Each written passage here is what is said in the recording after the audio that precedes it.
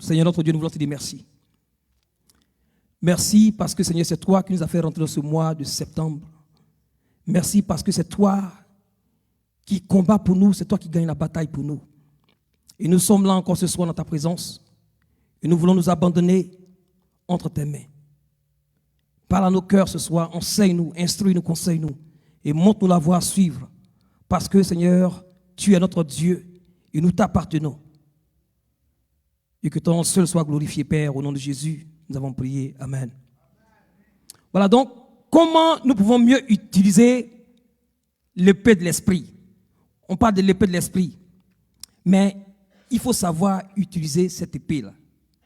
C'est vraiment dommage d'avoir un soldat qui a vraiment une âme puissante et qui ne sait pas l'utiliser. C'est vraiment important de savoir utiliser l'âme que tu as. Alléluia. Nous devons savoir utiliser. Et donc, le Saint-Esprit nous montre la gloire de Jésus dans les Écritures. Et au travers des Écritures, il veut nous transformer à la ressemblance de notre Seigneur Jésus-Christ. Le Saint-Esprit veut nous changer. Il veut changer notre manière de penser. Afin que nous puissions penser comme Jésus. Et faire la volonté de Dieu. Parce que tout ce que Jésus faisait, quand il était sur la terre, Jésus faisait la volonté du Père. Et c'est ce qui est dit dans 2 Corinthiens 3, verset 18, qui est notre thème de l'année.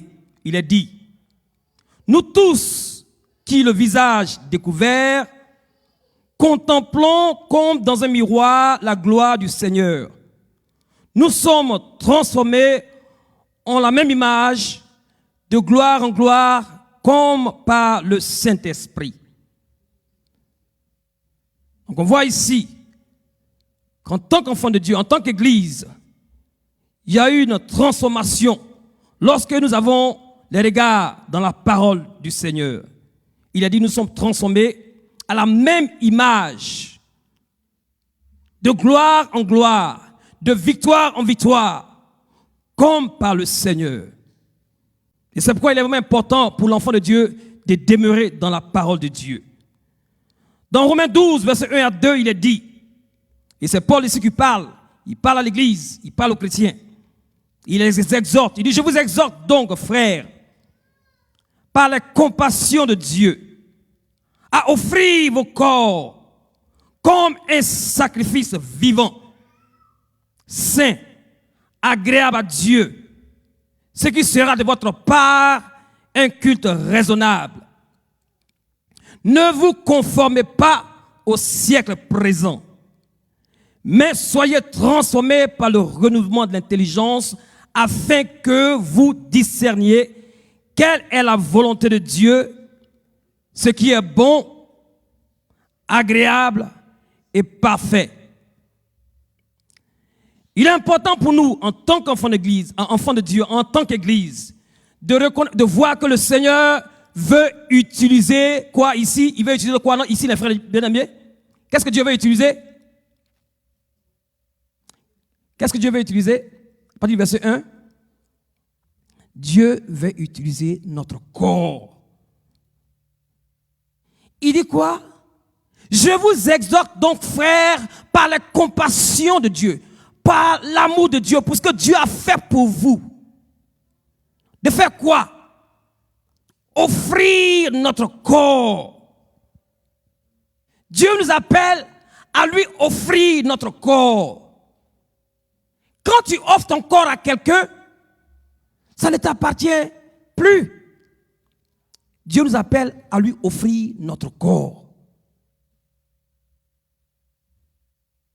Et si nous n'avons pas cette révélation, nous allons vivre notre vie chrétienne comme on veut.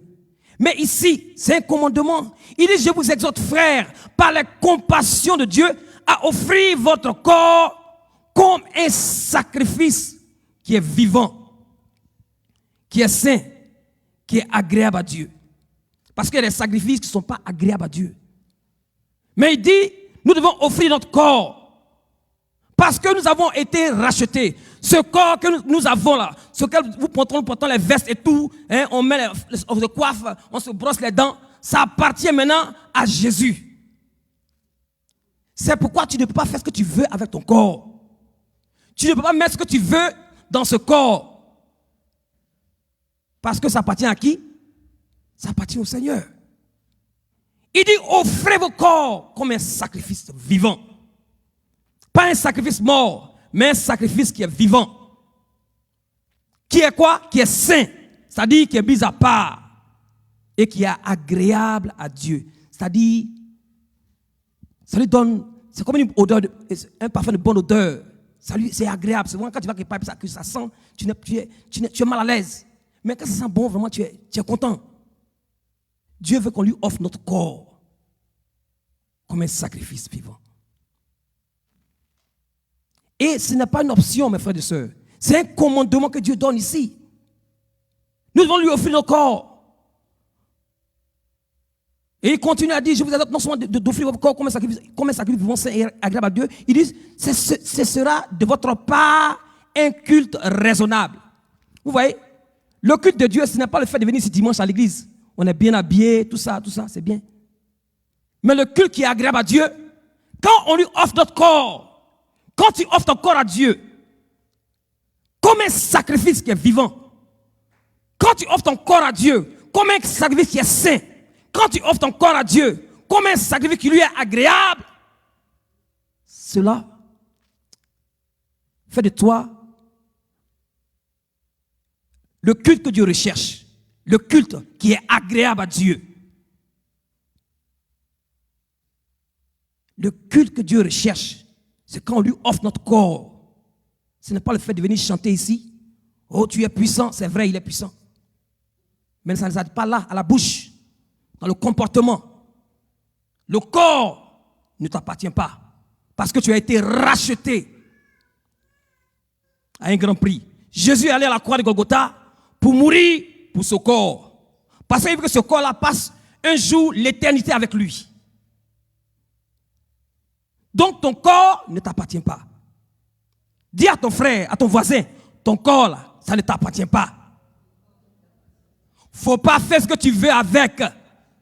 Si tu es vraiment enfant de Dieu, si tu as reçu Jésus-Christ dans ton cœur en tant que Seigneur Sauveur, ton corps là, ça ne t'appartient pas. C'est ça qui est la vérité, mes frères et sœurs. Alléluia. Ah, tu es fâché, moi, fâché contre moi, il n'y a pas de problème. Moi, j'ai dit ce que Dieu a dit. Tu es fâché, il n'y a pas de problème. Offre ton corps à Dieu. Alléluia.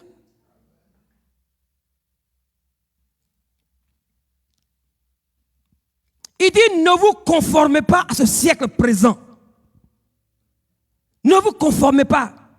Quand tu te conformes à quelque chose, c'est-à-dire que tu es en train de suivre le modèle. Il y a un modèle. Le monde a son modèle. Le monde a sa manière de penser. Mais comme toi, tu as été racheté, comme tu es un enfant de Dieu, tu ne te conformes plus maintenant. Avant, tu te conformais à eux. Parce que tu n'étais pas enfant de Dieu. En vain, tu marchais selon leur modèle. Ah, on dit, oh là, ça c'est la mode, hein. Ah, c'est la mode. Depuis, tout le monde porte la même chose là. Ah, c'est quel genre de pantalons, c'est quel genre de cheveux. C'est la mode. Mais maintenant que tu es devenu chrétien là, tu ne suis plus maintenant le modèle du monde. Ce qu'eux ils font là, tu ne peux plus faire ça. Tu ne peux plus faire ça. C'est ce qui est demandé ici. Dieu a une volonté. Et quelle est sa volonté? Et que nous ne nous conformions plus à ce siècle présent. Il ne faut pas que toi, enfant de Dieu, on te confonde avec les gens du monde.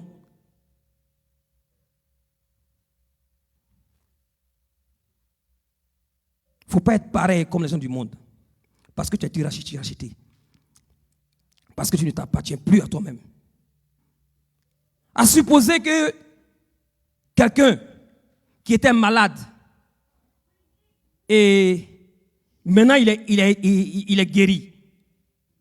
Est-ce que cette personne maintenant qui est guérie va continuer à agir comme elle était malade? Je vous pose une question, mes frères. Mais naturellement, la personne n'a pas agi comme elle était malade. Parce que pourquoi? Sa situation a changé. Elle était malade. Elle ne pouvait pas se lever pour manger. Elle ne pouvait pas se lever pour sortir. Mais maintenant qu'elle a été guérie, elle ne va plus agir comme une personne qui était malade. Elle va agir comme une personne qui est en bonne santé. Mais c'est ça. Quand tu es dans le monde et Dieu te rachète, tu viens maintenant à lui, ton corps là, ce n'est plus maintenant dans le monde. C'est maintenant appartient à qui? Au Seigneur. Et tu vis maintenant comme un enfant de Dieu. Tu ne te conformes plus à ce siècle présent. Tu te conformes maintenant selon le royaume de Dieu.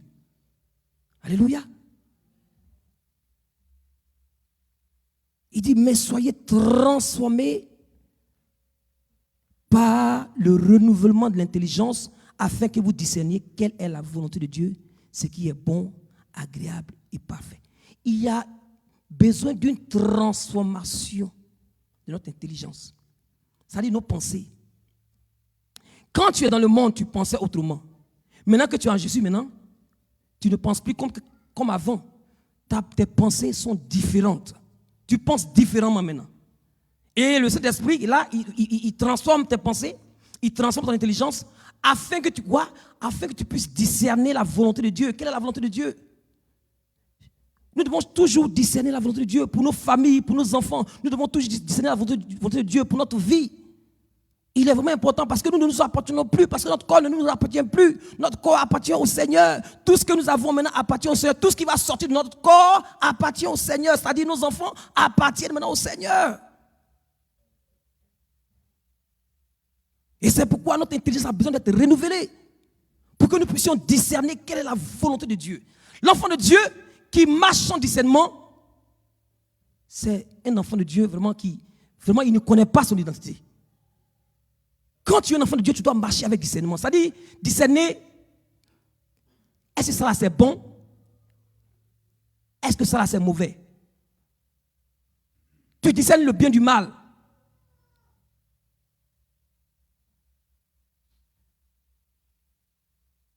Alléluia.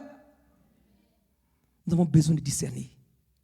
Notre intelligence a besoin de Dieu nous relever. Et le Saint-Esprit veut accomplir cela dans ta vie.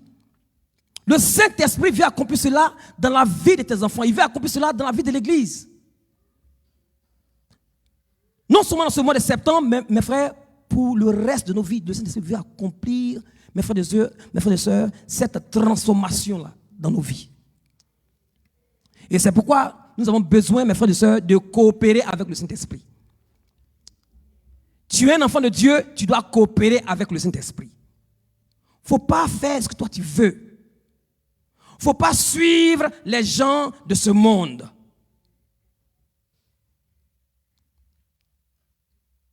Laisse-toi transformer par le Saint-Esprit. Soumets-toi à lui et tu vas voir la gloire de Dieu. Il ne faut pas résister au Saint-Esprit. Ce que Dieu dit dans sa parole, il faut obéir. Et si tu obéis, tu seras béni. Alléluia. Regardons maintenant dans Jacques 4, versets 7 à 10. Et donc, c'est le passage que je voulais que nous voyons ce soir. Jacques 4, versets 7 à 10. Il dit, et là, ce n'est pas une option, c'est un commandement. Soumettez-vous donc à Dieu et résistez au diable et il fuira loin de vous. Approchez-vous de Dieu et il s'approchera de vous. Nettoyez vous-même, pécheurs. Purifiez vos cœurs, hommes irrésolus. Sentez votre misère, soyez dans le deuil, dans les larmes, que votre rire se change en deuil et que votre joie en tristesse. Humiliez-vous devant le Seigneur et il vous élèvera. Alléluia. Et c'est le commandement qu'il donne. Nous avons besoin, mes frères et sœurs, on a vu l'importance de la parole de Dieu dans la vie d'un enfant de Dieu. L'importance de la parole de Dieu dans une église. L'importance de la parole de Dieu. On ne peut pas négliger la parole de Dieu. Parce que si tu ne connais pas, il y a des ressources que Dieu a pour toi dans sa parole. Mais si tu es ignorant, si tu ne connais pas, tu vas vivre comme le monde. Il dit ici, soumettez-vous donc à Dieu. Soumettez-vous à Dieu. «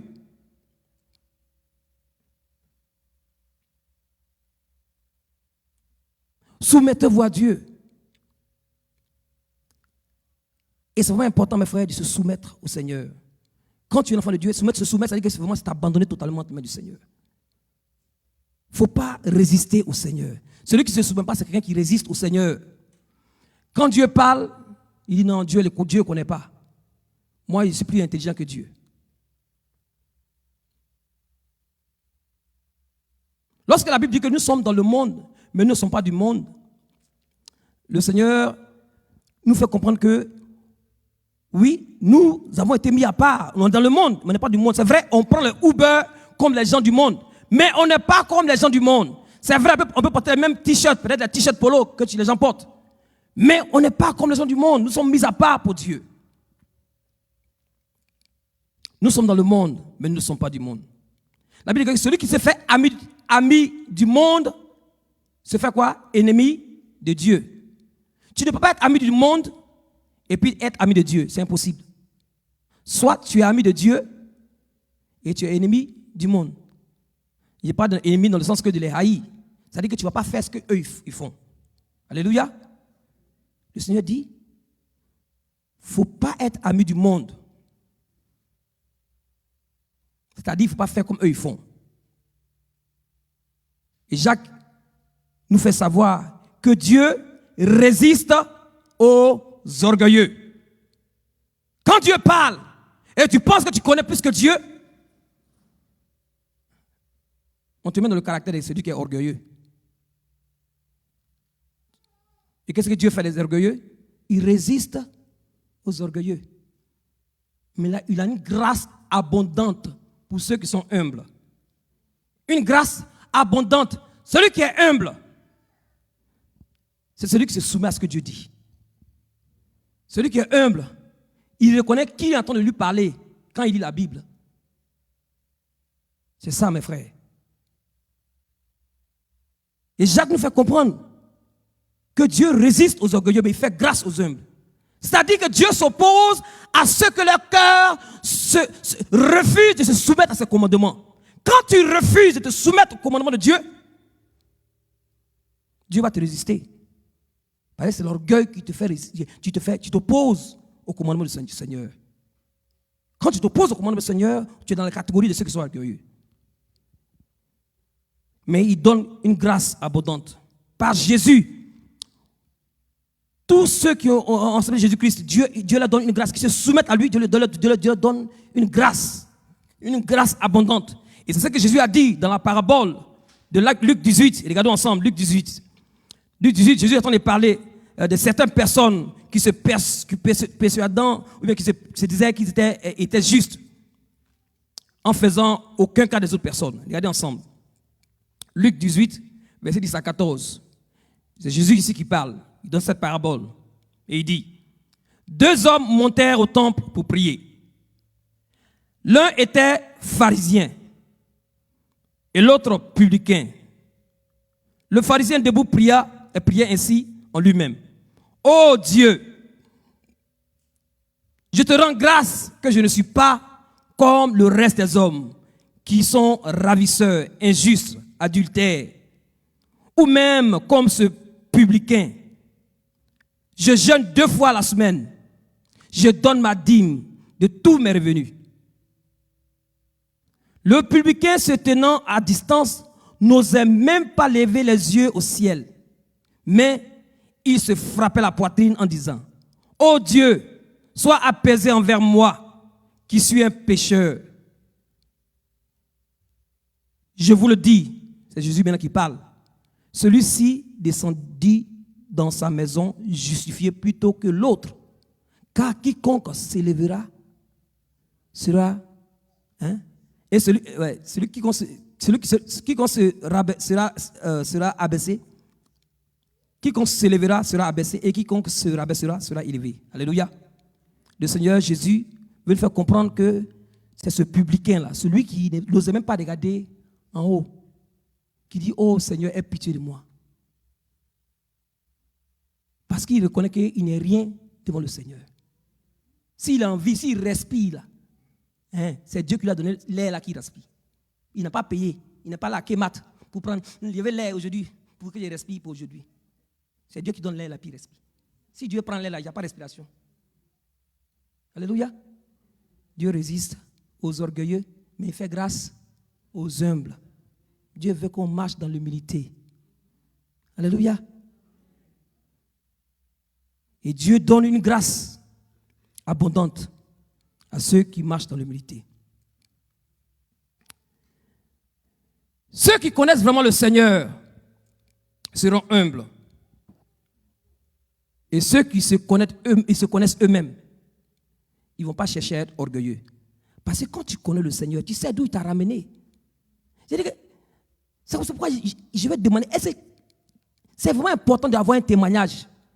Il ne faut pas dire non, Jésus, oh Dieu, j'étais là, et puis maintenant, Dieu m'a touché comme ça, et puis maintenant, ici comme ça. Non. Où tu étais? Tu étais dans la misère, dans la pourriture. Les sorciers te malmenaient. Quand tu vois que Dieu t'a sauvé de ça, tu as un témoignage. Puis tu sors de quelque part. Parce que c'est ça ta référence. Tu peux t'identifier. Ah, avant, voilà comment je souffrais. Et Jésus m'a racheté. Mais tant que tu n'es pas passé par là, tu ne peux pas comprendre. Tu as besoin de quitter quelque part. Chacun de nous a besoin de quitter quelque part. Chacun de nous a besoin d'avoir un témoignage avec le Seigneur. Parce que tout ce qui arrive dans ta vie là, c'est pour que Dieu puisse, demain puisse t'utiliser pour que tu puisses témoigner. Il n'y a rien de hasard dans la vie de l'enfant de Dieu. Tout ce qui t'arrive, c'est pour le témoignage du Seigneur. Et c'est pourquoi tu ne peux pas être orgueilleux. Si tu connais ton Dieu, tu vas marcher dans l'humilité. Mais si tu ne connais pas Dieu, tu vas te laisser conduire par l'orgueil. Mais qu'est-ce que Dieu fait? Il résiste aux orgueilleux. Alors mes frères, si nous voulons savoir comment utiliser l'épée de l'esprit, nous devons faire quoi d'abord pour le moment? Nous soumettre à Dieu. Marcher dans l'humilité. Pourquoi? Parce que c'est lui qui donne la puissance pour toutes choses. L'épée de l'esprit. L'épée de l'esprit, on dit l'épée de l'esprit, il dit que sa parole est comme une épée à double tranchante. Ça dit que ça coupe là-bas contre le diable, mais ça coupe aussi pas derrière. C'est à deux tranchants. Ça coupe là-bas, mais ça coupe aussi ici. Ça coupe tout ce qui n'est pas la gloire dans ta vie. Tout ce qui est des choses de la chair, ça veut venir couper aussi. Généralement, on se focalise seulement sur l'épée qui va de l'autre côté. On est prêt à attaquer le diable. Ah, chakarabo, chakarabo. D'accord, chakarabo, mais ça va faire chakarabo chez toi aussi. Alléluia. C'est une épée à double tranchante, mes frères et sœurs. Dieu veut qu'on soit soumis. La soumission à sa parole. L'humilité, il recherche. Quand Dieu parle, qu'est-ce que Dieu a dit? Quand Dieu dit A, je dis A. Quand Dieu a dit B, je dis B. Quand Dieu dit non à ceci, je dis non à ceci. Je ne suis pas là pour plaire à qui que ce soit. Si tu m'aimes ou tu ne m'aimes pas, ce n'est pas mon problème. Je cherche à plaire au Seigneur. Alléluia. C'est ça qui est la vérité, mes frères. Nous devons chercher à plaire au Seigneur. Dieu donne une grâce excellente. De la même manière, l'orgueil était à l'origine du péché. L'humilité doit être à l'origine d'une vie chrétienne disciplinée. De la même manière, l'orgueil était à l'origine du péché. Quand Satan, au lieu de se soumettre à Dieu, il a voulu prendre la place de Dieu, Dieu l'a précipité sur la terre. De la même manière, Adam et Ève, au lieu de se soumettre à ce que Dieu avait dit, ils ont voulu se laisser séduire par le diable. L'orgueil, ils ont voulu prendre la place de Dieu. Le diable a dit que non, si vous mangez ça là, le fruit là, vos yeux vont s'ouvrir, vous serez comme des dieux. L'orgueil est à l'origine de tout péché. Mais l'humilité doit être à l'origine d'une vie chrétienne disciplinée. Tu ne peux pas dire que, qu'on appelle, tu es chrétien et puis il n'y a pas d'humilité en toi.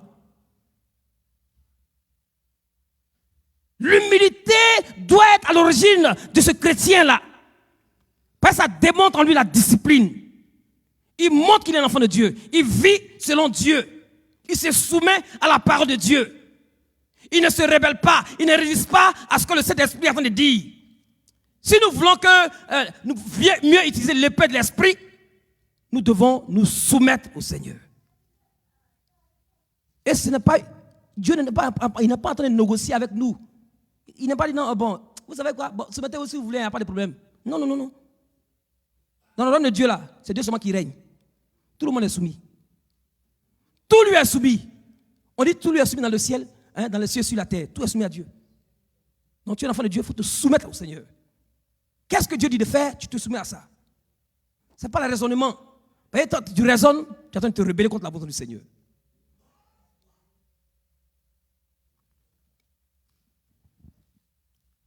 Alors non seulement nous devons nous soumettre au Seigneur, parce que la soumission au Seigneur, c'est la manifestation d'un cœur qui est véritablement humble. Quand tu te soumets au Seigneur, tu montres que tu es véritablement humble. Mais il est possible aussi, mes frères et sœurs, d'obéir sans être humble. Je vais m'expliquer. C'est possible d'obéir. Ah, ça dit que bon, ça dit faire la chose à contre-cœur. Ah, bon, laisse que les pasteurs ont dit. Bon, il a fait. C'est à contre-cœur. C'est à contre-cœur.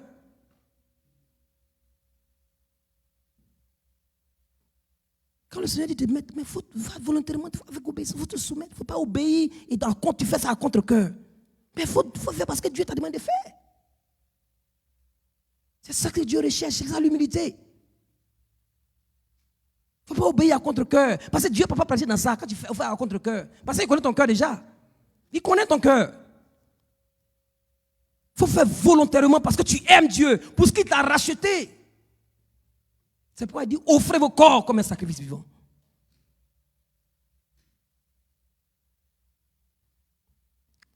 Obéir à contre-cœur ne plaît pas à Dieu, au Seigneur. Et si tu obéis à contre-cœur, tu ne peux pas porter de fruits.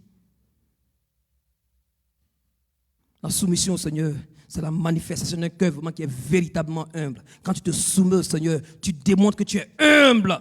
Ce n'est pas dans la bouche. Ce n'est pas en parlant doucement aux gens. Les gens ils sont... Oh ouais, je suis comme ça. Non. C'est pas être humble. La personne parle lentement, doucement. Non, non, non. Tu démontres le caractère de l'humilité en obéissant à ce que Dieu a dit.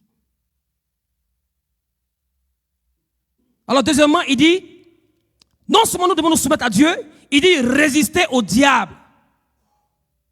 C'est seulement ceux qui se soumettent à Dieu qui peuvent résister au diable. Pourquoi? Parce que c'est lui qui donne la puissance.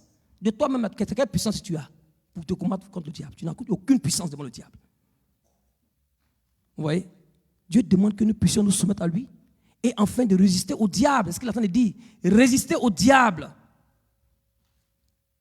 Donc, une allégeance active avec le Seigneur implique une résistance au diable. Vous savez, celui qui n'a pas encore résisté au diable sera une personne qui va résister aux frères et aux sœurs par des pensées charnelles. Amen? Et c'est pas si vous me comprenez. Ça passe?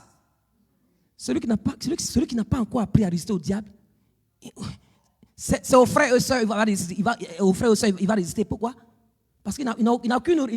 Il ne sait même pas qu'il est dans un combat spirituel.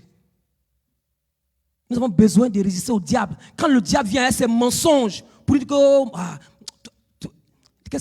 la Bible, ça c'est pour les vieilles personnes. Toi, tu es jeune comme ça, tu es très belle comme ça. Et puis tu vois, c'est qu'elle a fait des Bibles. Laisse la Bible là-bas. Ouais. Il faut te débrouiller comme tout le monde. Le diable vient te mentir. Et tu suis le diable. Guess what? Tu vas devenir un petit bateau pour tout le monde. Les gens vont venir monter sur toi comme ils veulent. Donc, il faut faire attention. Quand tu te soumets à Dieu, quand tu marches dans l'humilité, tu as cette force. Parce que Dieu t'accorde la grâce de résister au diable. Quand tu te soumets à lui, il va te donner la force. C'est pourquoi il dit qu'il n'y a aucune tentation qui nous est survenue qui n'a été humaine. Mais Dieu qui est fidèle ne permettra pas que nous soyons tentés au-delà de nos forces. Mais avec la tentation, il va préparer un moyen pour que nous puissions surmonter la tentation. C'est ça la soumission à Dieu. Alléluia. Dieu veut que chacun de nous puisse apprendre à résister au diable. Il va envoyer des mensonges, il va envoyer des séductions, il va envoyer la tentation. Mais si tu ne sais pas résister, si tu n'as pas appris à résister au diable, c'est aux frères et sœurs que tu vas résister. Mais tu ne connais pas, c'est les pensées de la chair qui vont t'animer. Amen. Le Seigneur accorde une grâce spéciale. Et c'est pourquoi l'apôtre dit, soyez sobres, veillez. Votre adversaire, le diable, rôde comme un lion rugissant, cherchant qui il dévorera. Résistez-lui avec une foi ferme, sachant que les mêmes souffrances sont imposées à vos frères dans le monde. Amen. Donc, quelque chose ce que tu traverses, mon frère, ma soeur, tu n'es pas seul. En fait, ça doit t'encourager. Sache que tu n'es pas seul dans cette situation où tu te trouves en ce moment. Tu n'es pas seul. Il y a des frères et sœurs partout, peut-être d'autres sont en Chine. Ils souffrent plus fort que toi-même. Tu es aux États-Unis, ici, tu as les hamburgers et tout ça, eux n'ont pas ça là-bas. Ils souffrent. Donc, c'est une réalité, il y a des gens qui souffrent vraiment à cause de leur foi chrétienne. Et ils résistent jusqu'à la mort. Ils résistent jusqu'à la mort. Vous voyez? Dieu veut qu'on puisse se soumettre à lui afin de pouvoir résister au diable. Alléluia. Soyez sobres. Veillez. Votre adversaire, le diable, rôde comme un lion cherchant qui va dévorer. Mais résistez-lui avec une foi ferme, sachant que les mêmes souffrances sont imposées à vos frères dans le monde. Nous avons un adversaire qui cherche toujours à nous nuire, mais nous devons lui résister. Avec assurance, nous devons lui résister. Et dans cette résistance, Dieu nous a donné quoi? 2 armes très importantes. Ce soir, nous sommes en train de parler de quoi? L'épée de l'esprit. Dieu nous a donné 2 armes. Il nous a donné quoi? Sa parole. Et puis quoi? La prière. Tu as 2 armes avec toi, en tant qu'enfant de Dieu. Dieu t'a donné sa parole et la prière. La prière, on ne prie pas dans le vide. Tu pries par rapport à la parole de Dieu. Tu reçois la parole et puis tu déclares la parole. Ce que tu n'as pas mis dedans, qu'est-ce qui va sortir? Si tu ne mets rien dedans, rien ne va sortir. Tu dois mettre quelque chose dedans pour que ça puisse sortir. Nous avons ces 2 armes, la parole de Dieu, qui est l'épée de l'esprit. Et on déclare avec la prière. Nous avons ces 2 armes. C'est avec ça qu'on peut résister au diable. Pour que tu résistes au diable, tu as besoin d'avoir la parole qui est l'épée de l'esprit et de déclarer par la foi, la prière, tu adresses à Dieu ou bien tu adresses à tes circonstances. Alléluia. Est-ce que vous êtes avec moi, mes frères et sœurs? Tout le monde est fatigué, hein? On va finir bientôt. Alléluia.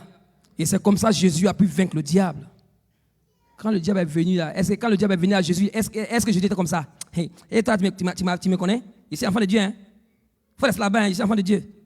Jésus n'a pas dit ça. Jésus a dit non, il est écrit. Parce qu'il connaissait la parole. Est-ce que tu connais la parole? C'est avec la parole que tu pourras vaincre le diable. Tu vas déclarer, Satan, tu es vaincu. Arrière de moi, Satan. Je suis plus que vainqueur. Oui, on a besoin de la parole pour résister au diable. L'épée de l'esprit, on doit savoir comment utiliser l'épée de l'esprit. Si tu ne connais pas la parole, comment tu peux résister au diable? On a besoin de connaître la parole. Et c'est pourquoi Jésus a pu vaincre le diable. Il a vaincu le diable. Le diable connaît la parole. Le diable connaît la parole. De la même manière aussi, Satan et ses agents aussi connaissent la parole. De la même manière, le diable connaissait la parole. Parce que le diable, il a cité aussi un verset de la Bible. Et voici ce qu'il a écrit. Et le diable aussi, il a ses agents aussi qui connaissent la parole. C'est pourquoi il faut faire attention. Ce n'est pas parce que quelqu'un dit la parole, ça veut dire qu'il est le serviteur de Dieu. Il faut faire attention. Il faut faire attention. Moi, je préfère rester avec quelqu'un que je connais bien que quelqu'un que je ne connais pas. Il y a des gens souvent, tu ne connais pas les témoignages. Il faut faire attention.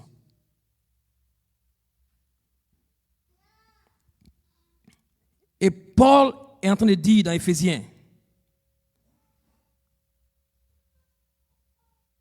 Éphésiens 6, verset 10, il dit, au reste, frères, fortifiez-vous dans le Seigneur et par sa toute puissance.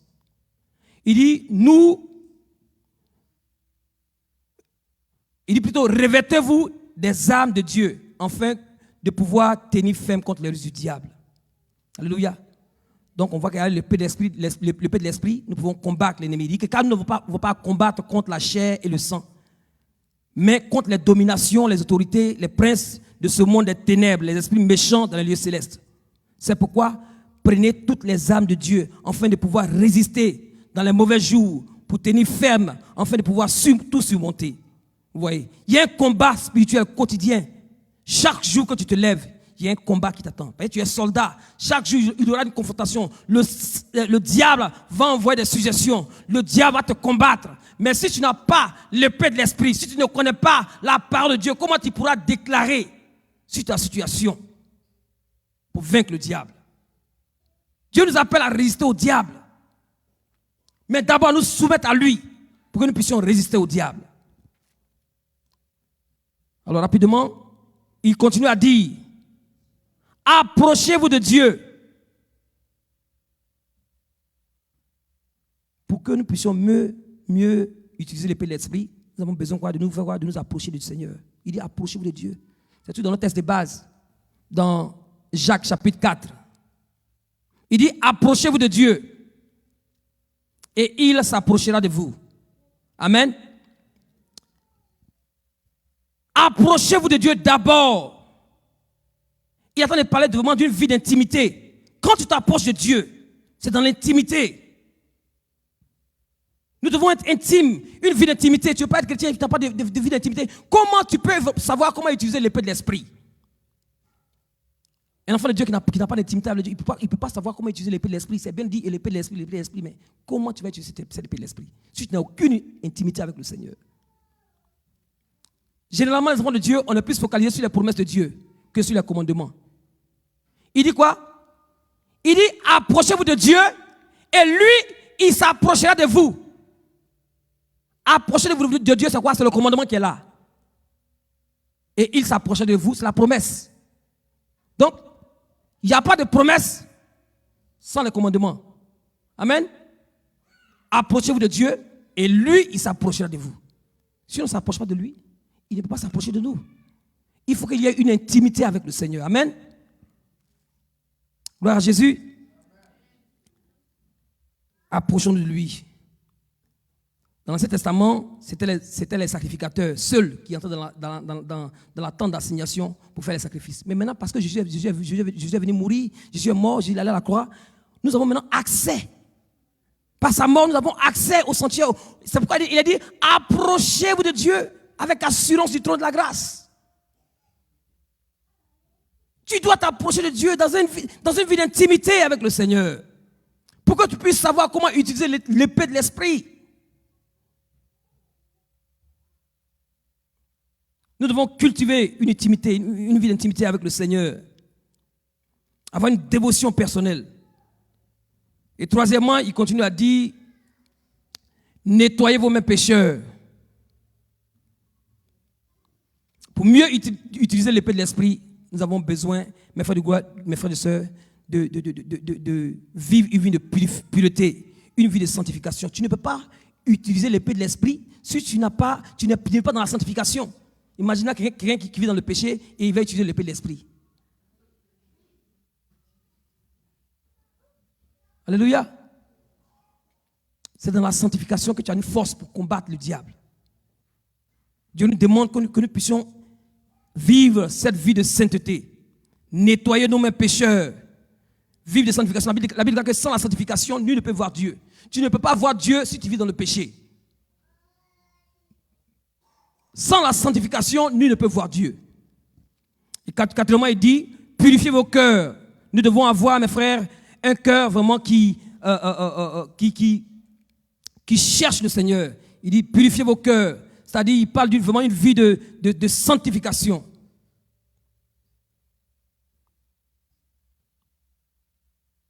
Il faut veiller sur ton cœur. Veille sur ton cœur. Purifie vos cœurs. Quand tu purifies ton cœur, tu veilles sur ton cœur. Tu ne fais pas... C'est pas n'importe quoi tu fais. Tu fais attention, tu veilles sur ton cœur. Parce que la Bible dit quoi? De veiller sur notre cœur plus que toute autre chose. Parce que de là viennent les sources de la vie et aussi les sources de la mort. Nous devons faire attention. Et cinquièmement, il dit, sentez votre misère, soyez dans le deuil. Ici, en fait, il est en train de parler d'une vie de repentance. Il faut vivre une vie de repentance quotidienne. Il faut se repentir quotidiennement. Il faut marcher dans une vie de sanctification, dans une vie de repentance quotidienne. Amen. Et il continue à dire, humiliez-vous devant le Seigneur et il vous élèvera. Amen.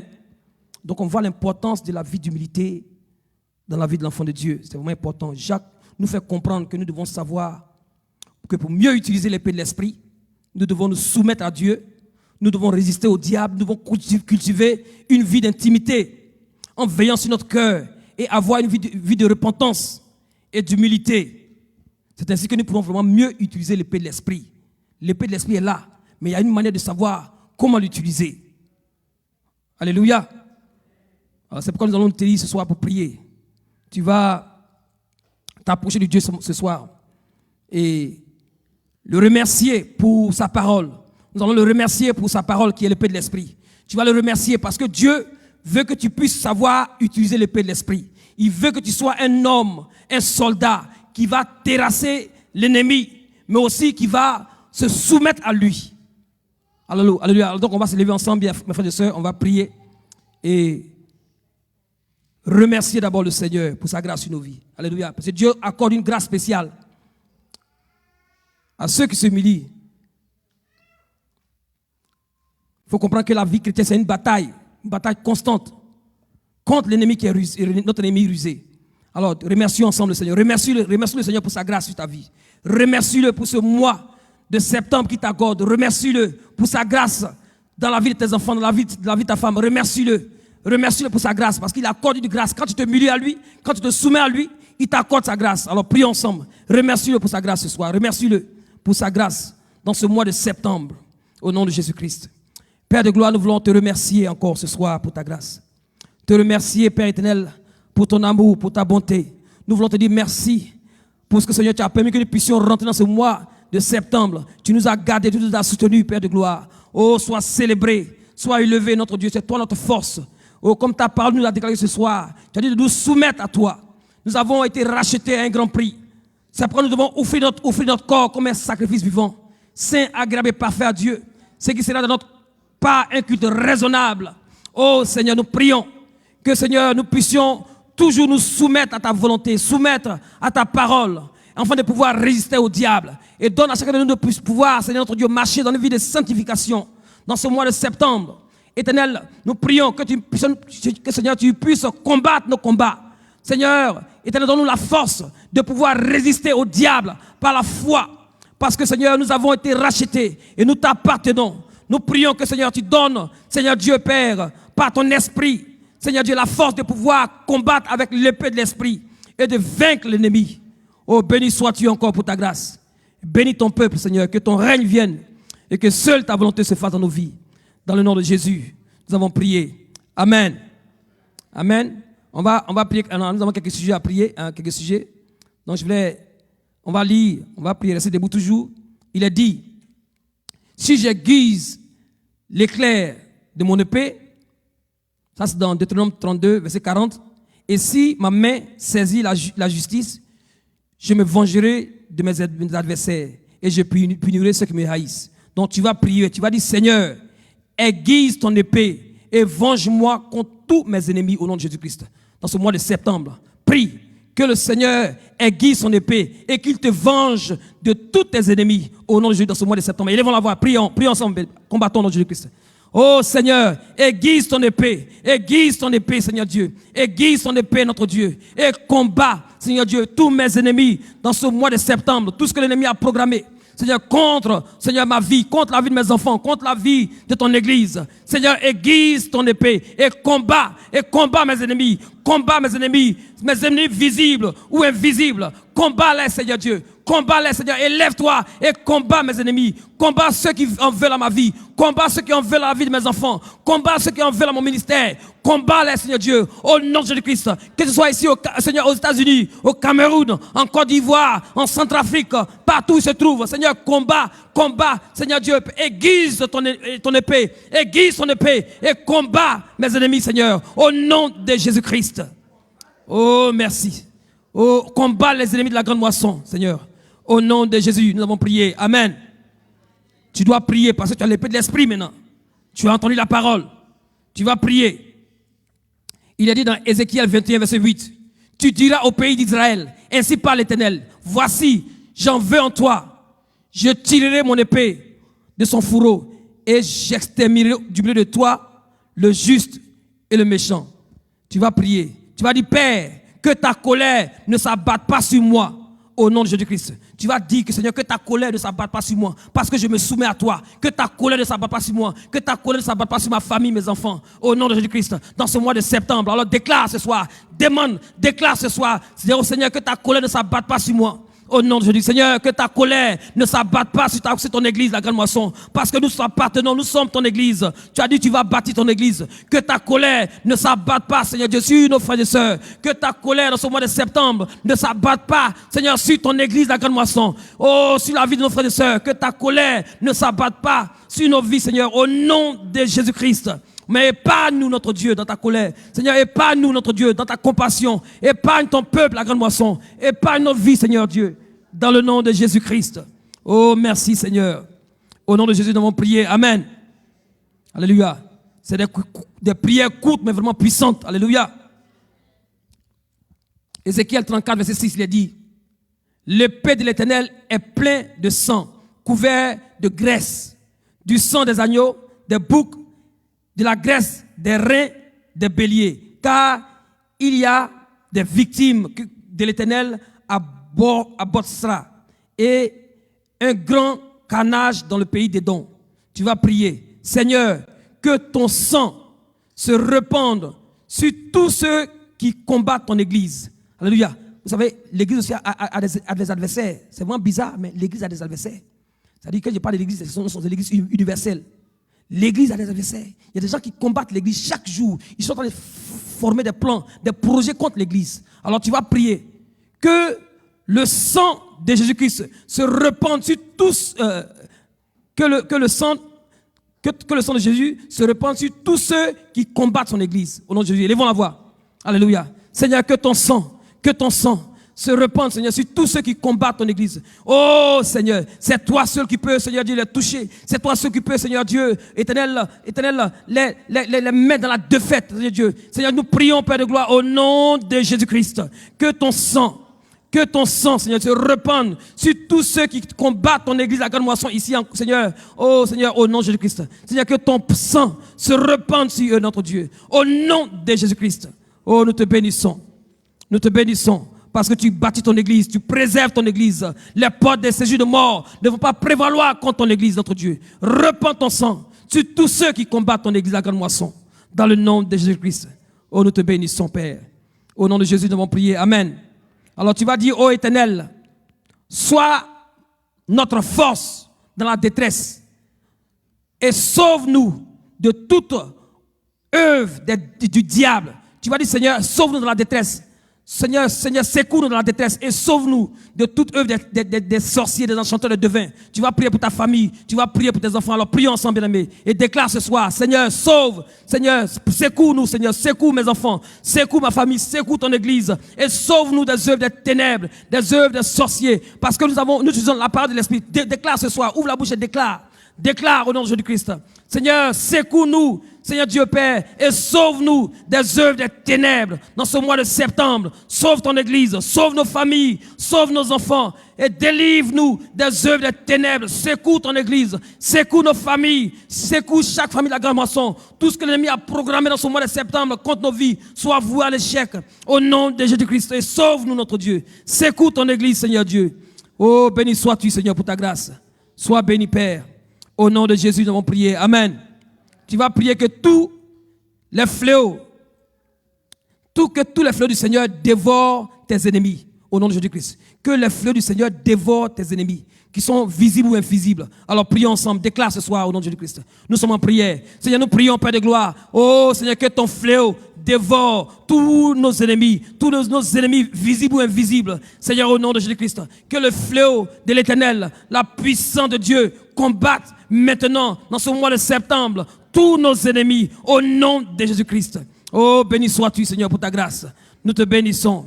Merci, Père éternel. Merci pour ton Seigneur, ton fléau qui combat. Que tout tes fléaux dévorent nos ennemis, qu'ils dévorent les ennemis, Seigneur, de la grande moisson, de tes serviteurs, de chaque famille de la grande moisson. Que tes fléaux dévorent nos ennemis, Seigneur, au nom de Jésus-Christ.